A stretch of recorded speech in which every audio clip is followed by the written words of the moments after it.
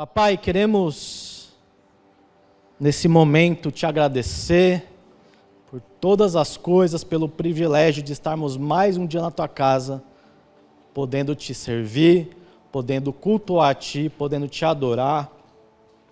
Mas, papai, nesse momento queremos pedir que o Senhor venha falar conosco, que o Senhor venha nos edificar, que o Senhor venha nos consolar, que o Senhor venha nos trazer uma nova revelação, que possamos sair daqui edificados, que possamos sair daqui com uma mentalidade diferente e com uma identidade diferente. Estamos encerrando esse mês com essa série de mensagens, Reino e Sacerdotes, e que essas sementes que foram plantadas nos nossos corações e o que vai ser plantado hoje, que seja algo eterno até o Senhor voltar, que essa identidade venha estar em nós. Fala conosco hoje, nos dá um novo direcionamento, uma nova visão. É o que pedimos hoje em nome de Jesus. Amém e amém. Gente, olhando o verso 5 que a gente leu, tem aspectos aqui que a gente vai comentar hoje.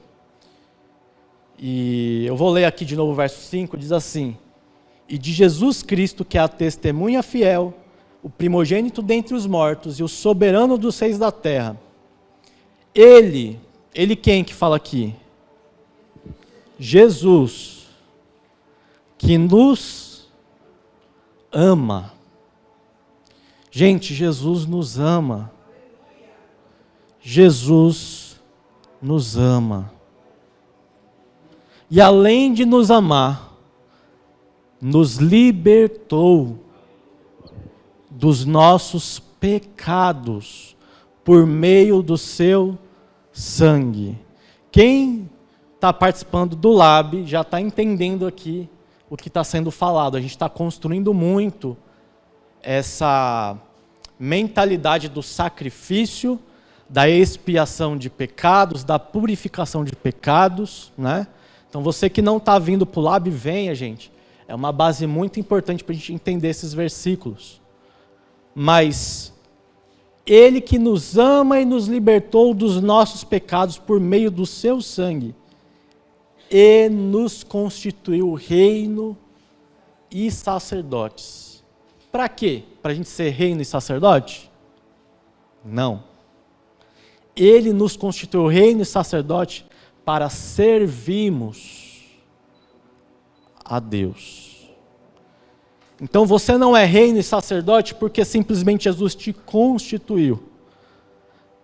Você sendo reino e sacerdote, mas não servindo a Deus, isso significa que você não é reino e sacerdote. Para você ser reino e sacerdote, você precisa servir a Deus. Amém? É o que está dizendo aqui no texto. Que Ele nos constituiu para servirmos ao seu Deus e Pai. A Ele sejam glória e poder para todos sempre. Amém. Gente, no primeiro domingo do mês de fevereiro, nós tivemos uma mensagem chamada Somos Reino. E foi a Lorena que pregou. Quem que estava aqui no primeiro domingo de fevereiro? A maioria das pessoas estavam aqui. E lá, nesse domingo, nós entendemos que nós somos um lugar para Deus reinar.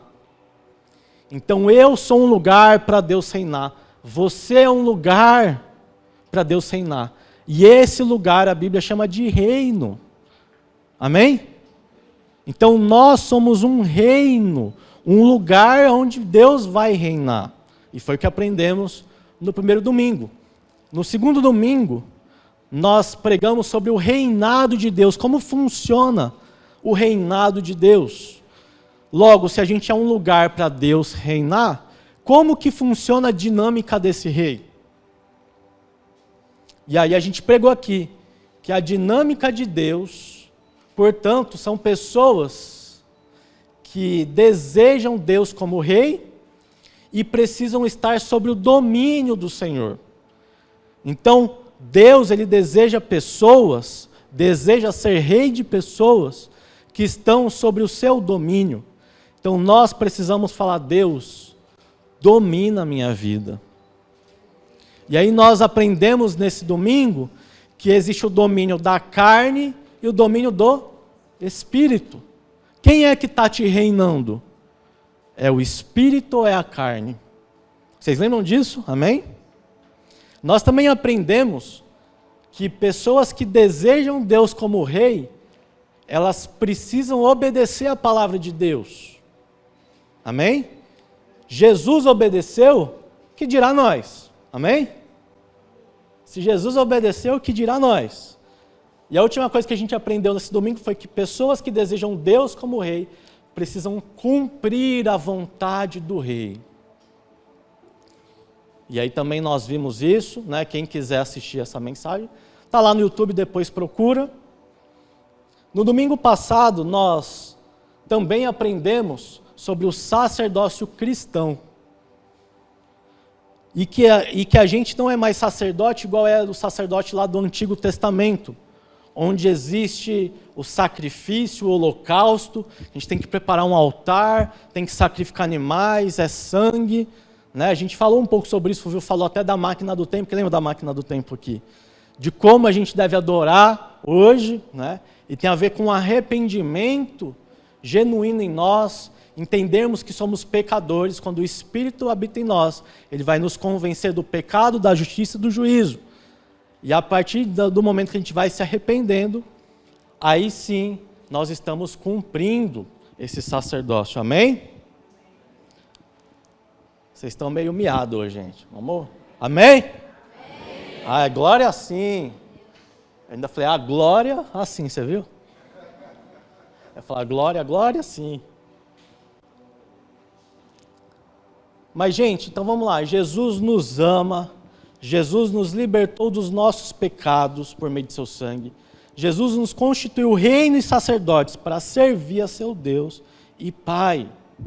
Jesus nos constituiu reino e sacerdotes. Na prática, como que vai funcionar isso? Porque a gente falou muito de teorias. Vamos falar um pouco de práticas aqui, né? Vamos entender como é que funciona essa dinâmica na prática. Para isso, tem um apóstolo que eu gosto muito, que eu chamo ele de Pedrão. Quem conhece o Pedrão aqui? A gente vai aprender com Pedrão hoje. Vamos lá, 1 Pedro, capítulo 2, verso 4.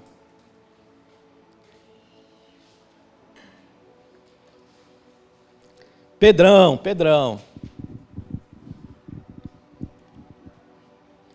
1 Pedro 2, verso 4. Diz assim: à medida que se aproximam dele, a pedra viva, rejeitada pelos homens, mas escolhida por Deus e preciosa para ele, vocês, quando Pedro fala que vocês, quem que são vocês? Somos nós. Somos nós? Ou somos nós? Como é que é o certo? Somos nós? É porque eu estou falando nós, aí está estranho, né? Nós. Somos nós. Então vamos lá. Vocês, que no caso é nós aqui, tá? Também estão sendo utilizados como pedras vivas na edificação de uma casa espiritual para serem sacerdócio santo, oferecendo sacrifícios espirituais aceitáveis a Deus por meio de Jesus Cristo. Gente, o sacerdócio do Antigo Testamento tinha a ver com sacrifício terreno, porque eram sacrifícios de animais, amém? O sacerdócio do Novo Testamento fala de um sacerdócio que oferece sacrifícios espirituais e que são aceitáveis a Deus.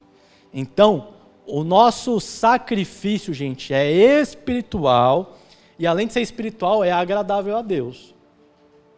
Amém? E aqui, né?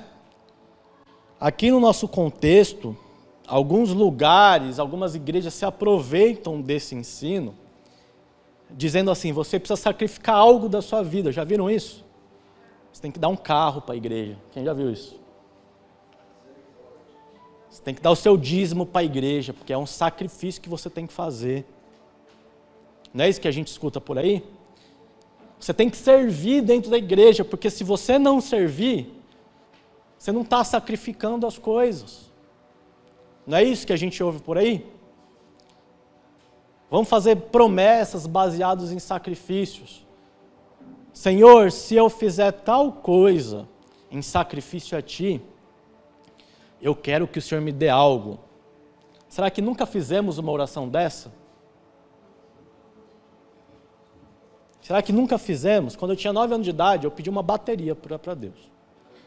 Falei assim, Deus, eu quero uma bateria de presente de aniversário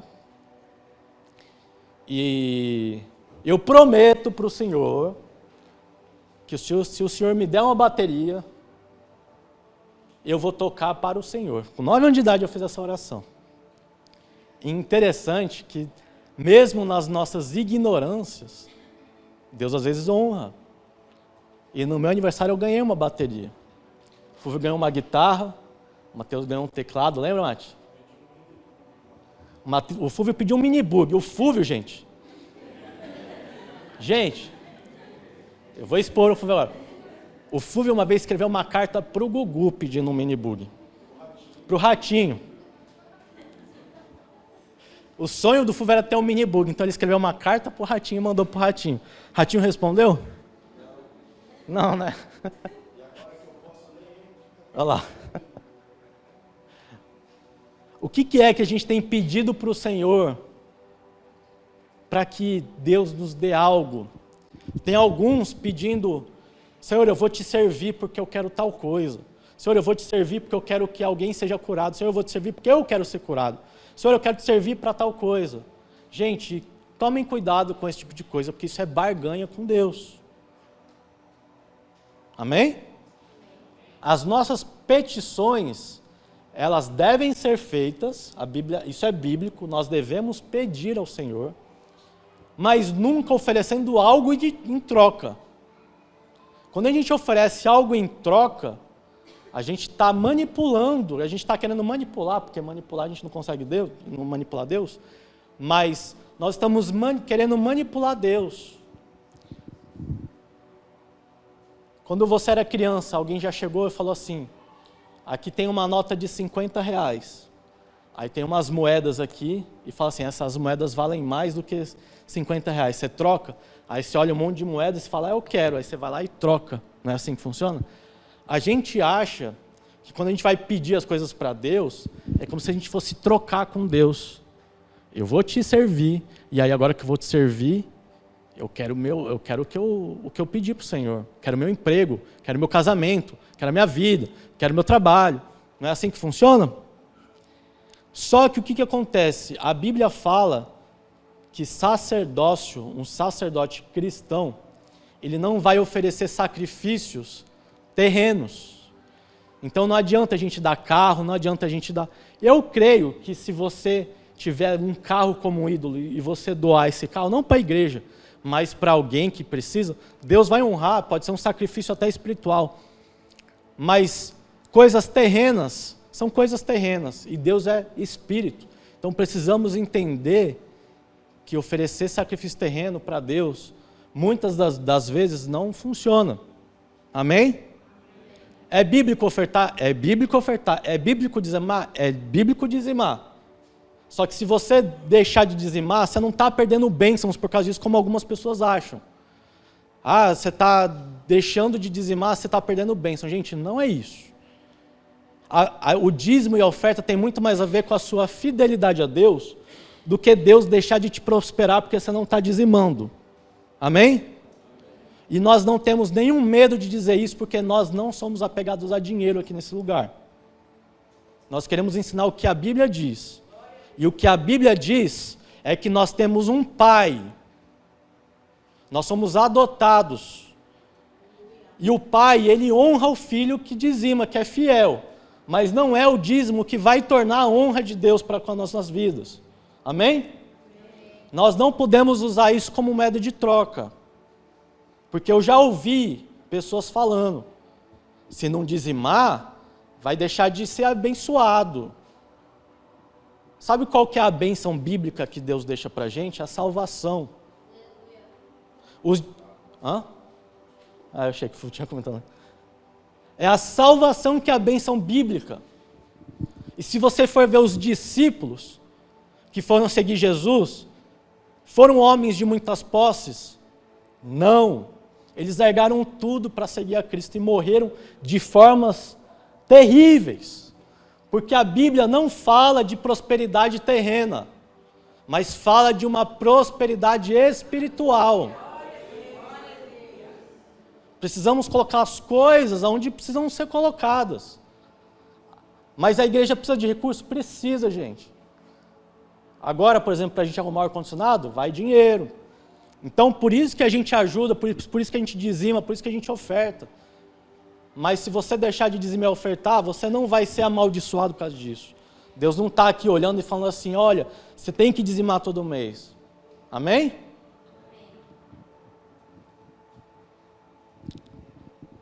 Então vamos lá, então não precisamos sacrificar o nosso carro, nosso dinheiro, nosso serviço dentro da igreja.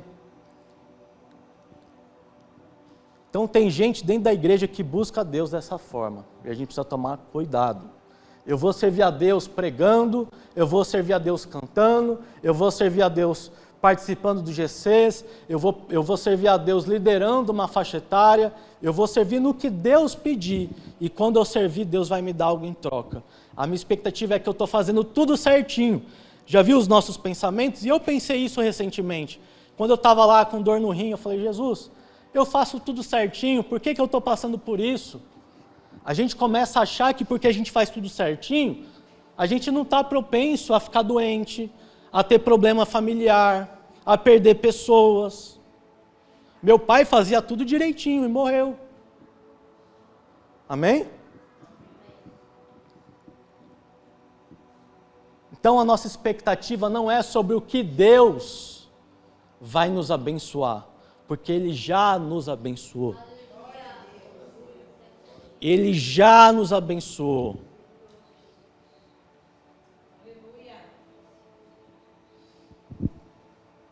Não funciona desse jeito que a gente pensa que funciona, gente. Vocês também, verso 5 do... Tá certinho, né?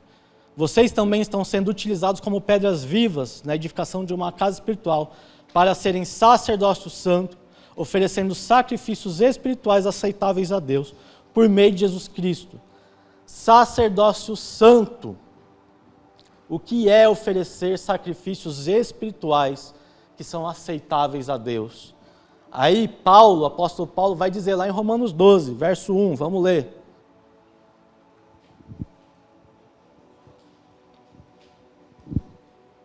Diz assim, portanto, irmãos, rogo-lhes pelas misericórdias de Deus, que se ofereçam em sacrifício vivo, santo e agradável a Deus. Este é o culto racional de vocês. Este é o culto racional de vocês.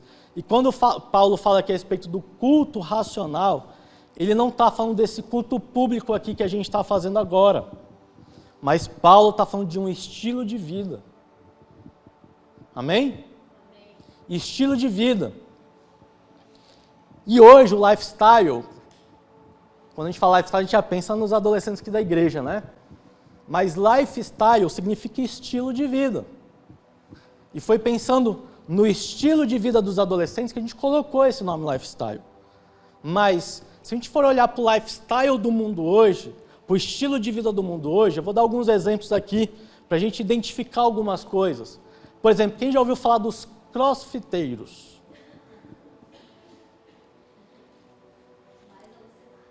Tem alguém que é crossfiteiro aqui? A mamãe, mano. Eu já ia falar mal de crossfiteiro, mas Mas não é crossfit, é funcional, né? O funcional é o do bem, tá, gente? O funcional é o do bem.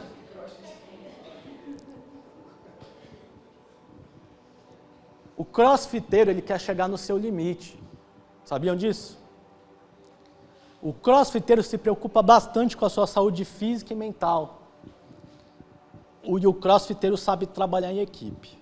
Esses são os valores dos crossfiteiros. Como eu descobri isso, eu pesquisei, porque eu não sou crossfiteiro, né? Dá para ver. Mas isso é um estilo de vida, vocês sabiam? É um jeito de se alimentar, é uma filosofia que está aqui na mente. Amém? E é um estilo de vida. Tem os minimalistas. Quem já ouviu falar dos minimalistas? Eu estou querendo virar minimalista, né? Eu assisti uma série no Netflix, gente, muito boa. Assistam depois. Lorena fica brincando que as minhas recomendações sempre são inusitadas, né? Minimalismo no Netflix, gente, é muito legal, assistam. Quem é acumulador, quem tem coisas de casa de 30 anos atrás, vai gostar dessa série. Manda jogar tudo fora, essas coisas que não precisa mais, né? E o minimalismo, a ideia dele é de simplificar, reduzir, não adquirir o que é desnecessário. Então, gente, eu olhei para a nossa casa, nosso apartamento é bem pequenininho, mas a gente tinha um aparelho de VHS. Quem sabe o que é aparelho VHS? É aquele de pôr fita, sabe? Como é que eu vou usar aquilo, gente? Só para ver as fitas antigas, e é uma vez a cada 10 anos. Aí eu falei, vou jogar fora. Aí perguntei assim, falei, mano, tô com esse aparelho, você quer? Ele falou, eu quero. Aí levei lá para casa dele e tá lá agora. Tirei da minha e coloquei na dele. E aí tô olhando já minhas coisas também, minha estante estava cheia de coisas, eu saí limpando tudo, reduzi, simplifiquei, e tudo que era desnecessário para mim, que pode ser necessário para outra pessoa, é bem-vindo a gente doar, né? Porque ficar lá tudo entulhado não é legal. Mas então falei dos crossfiteiros, falei dos minimalistas, aí tem agora, gente, os nômades digitais. Quem conhece os nômades digitais? O Richard sabe o que é. O nômade digital, gente, eu confesso para vocês que se hoje eu não estivesse aqui na nossa comunidade, talvez eu seria um nômade digital. Porque o nômade digital é quem pode trabalhar de casa. E aí, o nômade digital é aquela pessoa que viaja, conhece lugares e trabalha da onde estiver, né?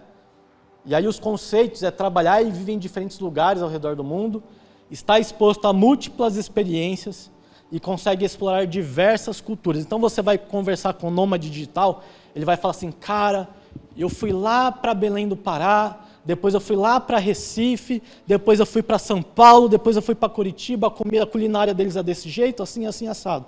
É uma forma de pensar e de viver, amém? Tem também o pessoal que é mais familiar, que a prioridade é sempre a família, né? A grande maioria dos adeptos segue valores tradicionais. Então é o almoço de domingo na casa da mãe. Já ouviram os encontros sempre em família, sempre está com a família. É também um outro estilo de vida. Tem o estilo de vida empreendedor. E esse estilo de vida empreendedor, ele é focado na construção de negócios, na criação de riquezas. Identifica a oportunidade de negócio a todo instante, né? Eu vejo, por exemplo, o irmão Joel tem um pouco esse estilo de vida empreendedor, né, irmão Joel? Toda vez que eu vou conversar com ele, tem um negócio, é empresa, né? E a gente vive pensando, a gente não, né, irmão Joel? Eu queria pensar também, irmão, mas ainda não consegui chegar nessa mentalidade, né? Tem os veganos, pelo amor de Deus, gente. Toda vez que eu vejo um vegano, eu tento convencer ele a voltar para o nosso lado de novo. Mas nunca consigo, não. E os veganos, eles prezam pelo bem-estar dos animais, no qual as pessoas optam por não consumir nada que tem origem animal, né? Tem também os futebolistas. Quem é os futebolistas aqui? Vô Wilson, o Bruno, quem mais? O Vini. Esses daí gostam de futebol, assistem futebol, falam de futebol, jogam futebol, usam camisa de futebol para tudo que é lugar. Não tem esses daí? Os flamenguistas são os piores, gente.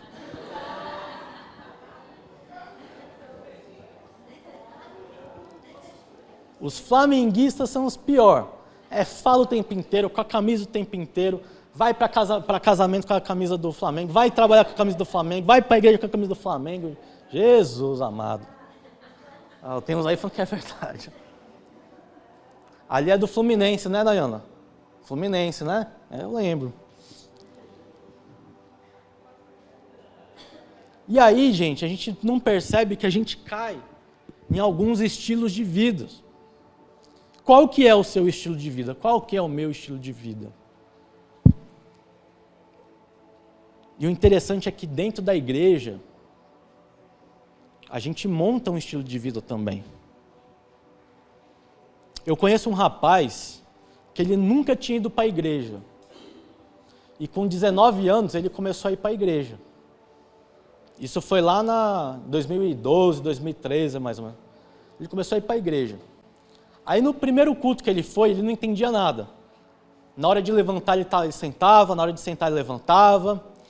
Aí os irmãos levantavam a mão, aí ele levantou a mão também. Aí ele perguntou assim, por que a gente está levantando a mão? É para curtir a igreja aqui também assim, igual faz o sertanejo? Eu falei, não, irmão, não é isso não. E aí no primeiro domingo foi assim. Aí no segundo domingo ele já começou a sentar junto com o pessoal, levantar junto com o pessoal. Aí passou um mês, ele já estava cantando os louvores junto com a igreja, ele ia no data show, cantava os louvores. Passou uns 3 meses, ele já estava falando igual crente. Ele estava se vestindo igual crente. Aí uma vez ele falou assim, a irmã falou assim, irmãos, eu queria orar pelo meu pai que está doente. Aí ele, glória a Deus. Eu falei, mano, não é glória a Deus não, é misericórdia, irmão. Aí ele vai pegando esses termos, né? Aí daqui a pouco sabe quando é para usar aleluia, misericórdia, glória a Deus. E aí vai passando os anos, aí passa um ano, usando uns meses, aí passa um ano, aí já está se vestindo igual crente, está falando igual crente, está vindo para todos os cultos, participando de GC, participando de tudo. E você olha para ele, ele parece um crente, mas ele se tornou um completo religioso. E a gente precisa tomar cuidado com essas coisas. Cuidado com a religiosidade, porque a religiosidade é um estilo de vida, é uma mentalidade que a gente pensa que a gente está servindo e agradando o Senhor porque nós somos religiosos, porque nós vamos para o culto, porque nós nos vestimos de um jeito diferente, porque nós falamos de um jeito diferente. Mas será que isso agrada a Deus de fato? Como a gente já viu, um sacerdote, ele vai oferecer sacrifícios espirituais, não são terrenos. Roupa é terreno, forma de falar é terreno, servir aqui é terreno, amém? Então a gente precisa compreender que o sacerdócio santo é um estilo de vida. E assim como eu falei do crossfiteiro, do minimalista, também tem as formas de pensar e de agir de quem é um sacerdócio santo, quem é um sacerdote santo. E esse estilo está aqui em Romanos 12. O sacerdócio santo é um estilo de vida que tem como principal característica o sacrifício vivo, santo e agradável a Deus.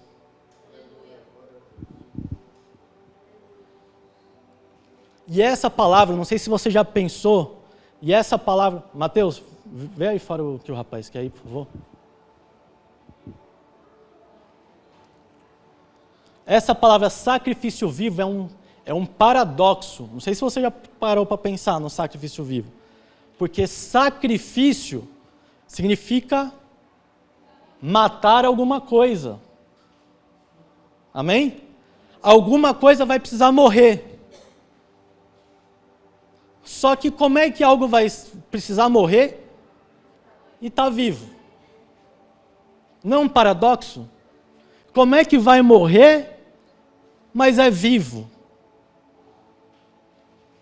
Vamos entender isso em Efésios 4, verso 22.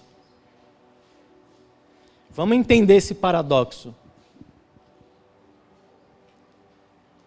Olha o que Paulão ensina a nós aqui. Quanto à antiga maneira de viver, vocês foram ensinados a despir-se do velho homem. O que é se despir? Tirar. Quem quer tirar o seu velho homem aqui? Quem quer renunciar a todos os seus gostos, seus desejos, suas paixões? Quem é que quer? Ninguém quer. Isso é um sacrifício. Amém? Despir-se do velho homem, dispam-se do velho homem, que se corrompe por desejos enganosos. Vamos lá para o 23. Para serem renovados no modo de pensar e a revestir-se do novo homem. E esse novo homem, ele é criado para ser semelhante a Deus em justiça e em santidade provenientes da verdade. Então, antes, o velho Ícaro, o Ícaro velho, não vou fazer essa piada não, eu ia fazer uma piada que eu vou fazer não. O Ícaro velho, gente, era corrompido no pecado, na mentira, em vícios, em egoísmo, em idolatrias. Amém? Esse era o velho Ícaro, corrompido no pecado, na mentira, em vícios, em egoísmo, em idolatrias. Mas aqui a Bíblia fala que nós somos renovados no modo de pensar. E nos revestimos de um novo Ícaro, né? No caso aqui eu estou falando de mim, né? Agora eu sou um novo Ícaro, onde eu fui criado para ser semelhante a Deus, em justiça e santidade, que vem através da verdade. Então o novo Ícaro vai proceder de uma maneira diferente.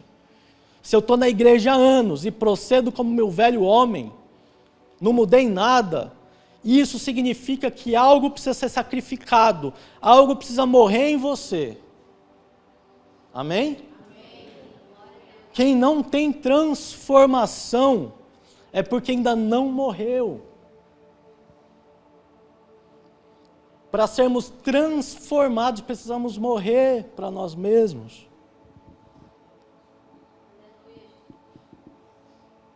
Por último, para a gente encerrar, 1 Pedro capítulo 2, verso 9. A gente vai encerrar porque está muito quente, né, gente? Vamos encerrar. Olha o que Pedrão fala aqui. Vocês, porém, são geração eleita, sacerdócio real. Repete comigo, sacerdócio real. Sacerdócio real é um sacerdote que está a serviço de um rei. Se nós, como somos um lugar, um reino, que estamos a serviço de um rei, e somos sacerdotes porque estamos a serviço do rei, amém? Então nós somos o sacerdócio real, nação santa, povo exclusivo de Deus, para anunciar as grandezas daquele que o chamou das trevas para a sua maravilhosa luz.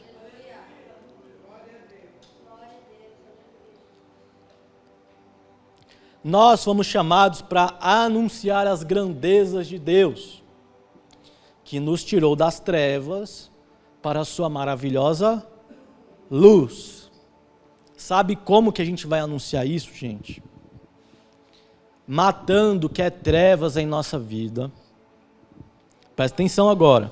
O velho Ícaro, que está lá corrompido no pecado, na mentira, em vícios, idolatria, imoralidade sexual.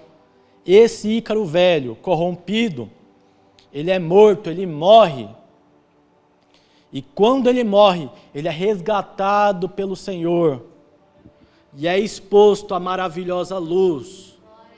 Então aquele Ícaro que pecava, hoje ele transborda em amor. Aquele Ícaro que mentia, agora ele transborda em verdade. Aquele Ícaro que estava em vícios, agora ele é liberto dessas coisas. Aquele Ícaro que era idólatra sobre algumas coisas, agora ele idolatra só a Deus. Deus é o centro da vida dele. Aquele que estava em imoralidade sexual é curado, é liberto disso, porque é resgatado das trevas para a maravilhosa luz.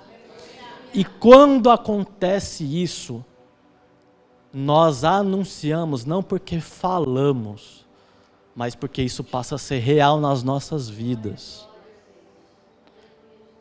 Não adianta a gente ficar pregando aqui, gente, se algo nas nossas vidas não muda. Não adianta a gente falar que a gente é bonzinho, que a gente faz as coisas tudo certinho, mas a gente não perdoa as pessoas que estão lá fora. Não adianta. Sabe o que a gente tem percebido aqui na Igreja Soberano? Tem muita gente rancorosa, cheia de mágoas, falta de perdão. E não estou falando de perdoar pessoas que te xingou de alguma coisa. É perdoar de pessoas que fizeram mal para você ou para alguém que você gosta. Ou você acha que você é diferente dessa pessoa? Sabe o que a Bíblia diz? Que nós transgredimos a lei de Deus. E se nós queremos ser aceitos por Deus, se nós queremos que Deus perdoe os nossos pecados, quem somos nós para não perdoar os pecados de outras pessoas? E perdoar, gente, não é esquecer, é perdoar de verdade. Perdoar, gente, é não guardar mágoa de ninguém, de pessoa alguma.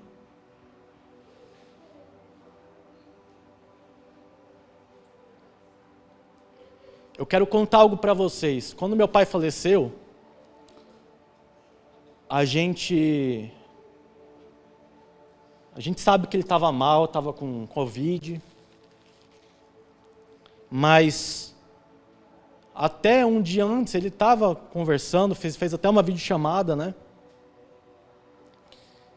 E nós acreditamos, pelo menos eu, não sei se a minha família em si acredita nisso, que o meu pai foi morto na hora da sedação. Na hora de entubar o meu pai, entubaram errado. Eu tenho isso comigo até hoje.